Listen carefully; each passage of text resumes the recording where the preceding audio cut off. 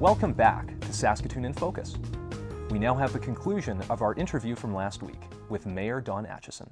You mentioned something really interesting about increasing the density in Saskatoon. The fact is that we still have people who like to have a large yard, who enjoy the two-car garage, living in the suburbs. Obviously, the reason we build that is because there's a market for it. So how do we, I guess, go between the two issues of wanting a more dense, more compact city and the market? Do we tell people that, you know what, you can't build a big house at the edge of town? Do we tell people, or how do we find that balance? Well, there's the balance is economics. And what happens is people oftentimes can't afford to have the home with the two-car garage and living on the outskirts of the city and doing all of those things. So you end up with people moving closer to the middle of your city or your core of your city. But we need to make sure that we look after our corridors as well, where we have high transit and high traffic. We need to make sure that transit's better used. And so consequently, we need to be able to offer people different lifestyles. I don't say that we have to have only one lifestyle is the best lifestyle for everyone, because that's not true. Different people have different wants and needs, and you can see by demographics that people oftentimes are either having, if they're married, have either no children or one or two children. So the size of homes changes, the size of lots changes, and you can see that in the city we're changing our goals for higher density throughout the city. And we're going to have a really interesting discussion down the road with 53 communities in Saskatoon right now. What type of density are we going to have in those communities over the next few years? And I'm quite on the page of, I want to hear about all 53 communities at once. I'm not interested in hearing about community 1, 2, and 3, and everyone's saying, yes, but high density is good for them. But then when you come to 4, 5, and 6, they're saying, well, it's not so good for me. We need to be able to deal with the whole package, and we need to be able to deal with what the density is going to be for everyone at the same time. Because then you can't have the NIMBYs that are saying it's good for you, but not good for me. Exactly. So we're actually nearing the end of our interview already here. It's crazy how time does fly. I'm interested in knowing, going forward here in Saskatoon, you've actually been mayor now for 9 years by the time, 9 years by the end of your term. Yes. Are you thinking that after 2012 that's something you're going to continue pursuing, running for mayor for a 4th term? Well, if we talked about that today, then there wouldn't be any need for a press announcement down the road. We need to see how things are going. 2 years is still quite a ways off in one's personal life. And we'll just keep working along right now. And as we get closer to those dates, then we'll decide where we're going to be. That's the answer I expected, that of a good politician. Being mayor for 9 years, that means that you have left a mark on Saskatoon, most definitely. What would you say, or is anything a legacy of yours? Is anything something that you would want to have your name attached to, something that your mark is on once you're out of the mayor's chair? Well, I'm hoping as we keep progressing that the city becomes closer together, that we don't have us and them. When I first got into politics, and for many years we always talk about the east side and the west side. And coming from a sports background, when you talk about sides, that means that one side has to win and one side has to lose. And in a community, that's not what communities are about.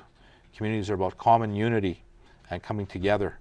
And our river is a great and beautiful asset that we have, and we need to make sure that we use that to its fullest extent, and that we need to make sure that people from both ends of our community come into the middle of the city, they get an opportunity to enjoy it, and that we all want to strive for what's best for Saskatoon, not what's just best for me. So another interesting thing that being mayor of Saskatoon entails is not only the governance side. Of course, it's being a bit of a cheerleader for our community, being that person who stands up and is proud to be from Saskatoon. If we were talking right before the program about someone who moved to Saskatoon recently, if you were sitting down with someone who was considering moving to the prairies, to Regina, Edmonton, or Saskatoon, what would you tell them? Why come to Saskatoon? Why is this the place to be? Why is this the best city in the prairies or in Canada? Because I think we've got some of the friendliest people going. We've got great volunteers. It's interesting, we're the volunteer capital of North America. 65.5% of our people volunteer.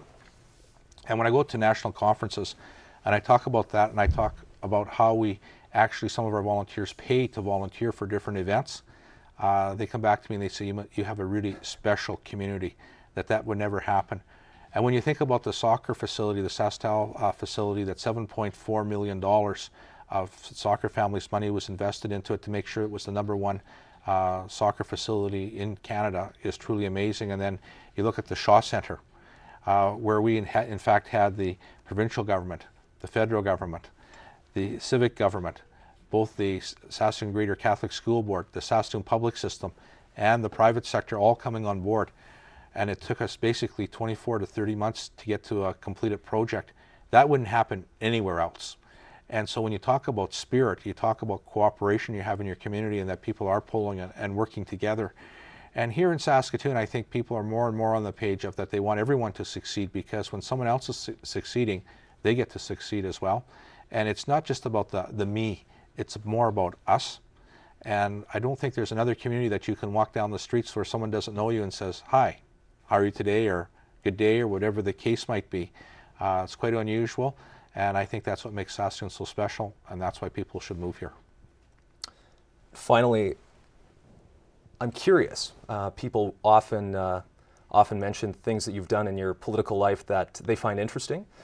You were voted, I believe, on the Rick Mercer program as Canada's craziest mayor. Yes. I guess you had the dome over Saskatoon, the atrium over 21st Street back when you were a councillor. The issue of ties in your office after you were first elected. I'm just curious how often that comes up week to week as mayor of Saskatoon. How often does someone say, "Oh, you know, Don, I'm wearing a tie today just for you," or "How about that dome?" I don't think there isn't a week that goes by that someone doesn't mention one of those particular issues or points as well. But I think what it's all about, though, it's more to invigorate and to get people to talk about civic politics, to get involved in the community. I guess you could sit back there and you could always say what's politically correct or politically wise and not be involved, and then you'd have a community that could become stagnant. I want a community where people are excited about it and they're thrilled about it, and that's why we have Speak Saskatoon right now. Saskatoon Speaks is because we want people to come up with their ideas. And sometimes some of the craziest ideas, when you go back to the water cooler, everybody's laughing and joking and saying, "Did you hear that one?" And before long you're thinking about it and you're saying, well, maybe it's not such a bad idea after all. So I challenge their community, I challenge our councillors and our administration all the time to come up with unique and different ideas. And by doing that, we truly do become a city that's very, very successful. A city that shines, one could say. One that shines. We can all polish it a little bit for us all to shine together. That's right. Well, Your Worship, we're out of time here. Thank you so much for joining us. We really appreciate having you with us today. And that's all that we have today for Saskatoon in Focus. Thanks so much for joining us. Connect with us. That's what this whole program is about. We're available online, saskatooninfocus.ca. We are on Twitter. We're on Facebook. Send us an email. We'd love to hear from you. This is your program, and we can really create a better Saskatoon when we all work together and explore the people and the issues in our city. So thanks again for joining us. We'll see you next week.